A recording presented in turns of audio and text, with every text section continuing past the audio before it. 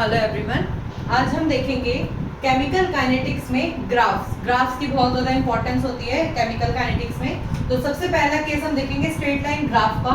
ठीक है, तो स्ट्रेट लाइन ग्राफ की इक्वेशन हम सबको पता है y is equal to m x plus c, जहाँ पे m हमारा स्लोप होता है और c हमारा इंटरसेप्ट होता है। और ये इंटरसेप्ट वो होता है जो y एक्सिस के रिस्पेक्ट में होता है। अगर मैं इस ग्राफ को बैक ट्रेस कर दूं तो ये x एक्सिस पे नेगेटिव इंटरसेप्ट दे रहा है। ठीक है, ये हमारा जो x एक्सिस के रिगार्ड इंटरसेप्ट है और ये मेरा y एक्सिस के रिगार्ड इंटरसेप्ट है। ठीक है, तो ये जो स्लोप है इसको निकालने के दो तरीके हैं। एक तो m is equal to tangent theta, ये जो थीटा है वो एंगल वो है जो पॉजिटिव x डायरेक्शन के साथ जो भी एंगल बनाए।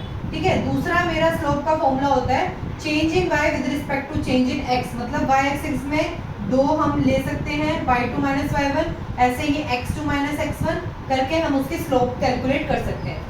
अगर मेरे ग्राफ में जो मेरा ग्राफ है उसकी जो भी लाइन है वो इंक्रीजिंग है तो वो हमेशा पॉजिटिव स्लोप देगा, और अगर वो डिक्रीजिंग है तो वो हमेशा नेगेटिव स्लोप देगा। ठीक है, और अगर मान लो मेरा कोई ग्राफ है वो x एक्सिस के पैरेलल जा रहा है तो यहाँ मैं इसके अकॉर्डिंग अगर यहाँ वैल्यू पुट करूँ तो y2 तो दोनों सेम हो गया, तो यहाँ क्या हो जाएगा, मान लो कोई वैल्यू है इसकी 2 माइनस 2, दोनों सेम हो गए ना, तो आंसर क्या आएगा 0, तो स्लोप क्या आएगी वहां से 0।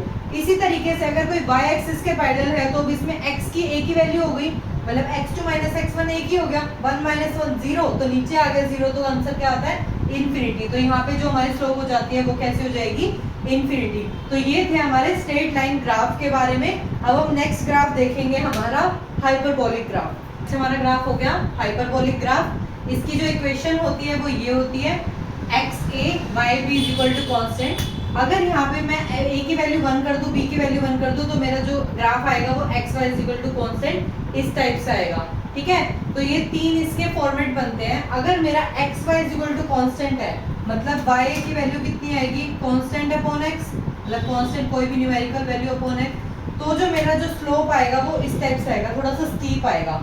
ठीक है, अगर ये हो जाएगा x स्क्वायर y, तो y की वैल्यू क्या होगी कॉन्स्टेंट अपॉन x स्क्वायर। ठीक है, तो ये और ज्यादा स्टीप हो जाएगा। Similarly x cube y is equal to constant है तो ये और ज्यादा स्टीप हो जाएगा। कहने का मतलब है अगर मैं यहाँ पे एक बॉल रख दूं तो वो इसमें सबसे ज्यादा इजीली जाएगी, तो इसका स्लोप सबसे क्या होएगा मैक्सिमम, तो इसका सबसे ज्यादा मैक्सिमम स्लोप होएगा और इसका सबसे ज्यादा मिनिमम स्लोप होएगा। ठीक है, तो ये था हमारा हाइपरबोलिक ग्राफ। ये इतना ज्यादा नहीं आता। अब हम थर्ड पार्ट हम पढ़ेंगे इसका एक्सपोनेंशियल ग्राफ, वो हमारे केमिकल काइनेटिक्स में हर जगह यूज होता है। ठीक है, देखेंगे एक्सपोनेंशियल ग्राफ। एक्सपोनेंशियल ग्राफ का जो फॉर्मेट होता है वो इस टाइप से होता है y is equal to e x या फिर y is equal to e की पावर माइनस एक्स। तो अगर y की power y is equal to e की पावर x होगा तो हमारा इंक्रीजिंग ग्राफ आएगा, और वहाँ पे x की वैल्यू जैसे जैसे बढ़ाओगे y की वैल्यू भी वैसे वैसे बढ़ती जाएगी, मतलब इनमें डायरेक्ट रिलेशन होगा। इंक्रीजिंग ग्राफ है, ये कैसा ग्राफ है इंक्रीजिंग ग्राफ।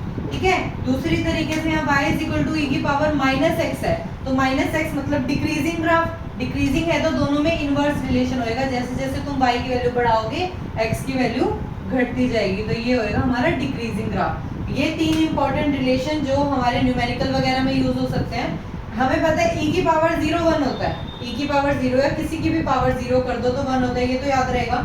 e की पावर इंफिनिटी इंफिनिटी होता है, और e की पावर माइनस इंफिनिटी 0 होता है। ठीक है, तो 0 1 इंफिनिटी तीनों डिफरेंट आंसर है, तो इसको तीनों को याद कर लेना। ठीक है, तो लास्ट हमारा एक ग्राफ रह गया जो है पैराबोलिक ग्राफ। अब हम पढ़ेंगे पैराबोलिक ग्राफ।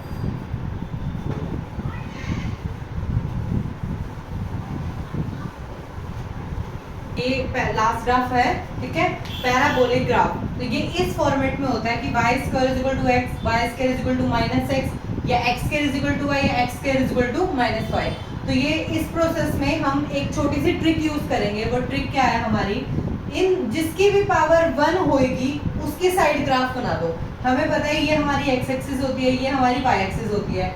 ठीक है, तो इन दोनों में से पावर 1 किसकी है इसकी। ठीक है, तो इसकी साइड हम क्या बना देंगे ग्राफ बना देंगे। तो पैराबोला हमारा कैसा बन जाएगा ऐसे। ठीक है, थोड़ा ऐसे हो गया, ऐसे बना देना। ठीक है, ऐसे इसमें बताओ ये है y square is equal to minus x, इसकी पावर 1 है तो माइनस एक्स किस साइड होता है इस साइड, तो यहाँ पे हम इसकी साइड पैराबोला बना देंगे। ठीक है, x square is equal to y, किसकी पावर 1 है y की 1, वो भी पॉजिटिव, तो हमारा ग्राफ ऐसे बन जाएगा। और इसका -y, मतलब इसका ग्राफ हमारा ऐसे बन जाएगा। लेकिन हम केमिस्ट्री में, ये तो हो गया हमारा जनरल ग्राफ। केमिस्ट्री में हम अगर मान लो मुझे इसका निकालना है, x = y, इस फॉर्मेट में कोई है, उसका पैराबोलिक ग्राफ बनाना है, तो इससे मतलब नहीं होता, हमें सिर्फ किससे मतलब होता है, एक ही क्वाड्रेंट से, जो हमारा ये मेन क्वाड्रेंट है। ठीक है, तो हमारा जो ग्राफ है वो तुम्हें हमेशा ऐसे दिखाई देगा, तो यहाँ से तुम समझ जाना कि वो इस फॉर्मेट का ग्राफ है। ठीक है, ऐसे इसका हो तो यहाँ से सिर्फ इतना फॉर्मेट हो जाएगा हमारा। ठीक है, ऐसे ही हम ये चारों ग्राफ हम देख चुके हैं लाइन वाइज, हमारे straight line graph, hyperbolic graph, exponential graph और पैराबोलिक ग्राफ। तो ये चारों ग्राफ जो है बहुत ज्यादा इंपॉर्टेंस रखते हैं केमिकल काइनेटिक्स में।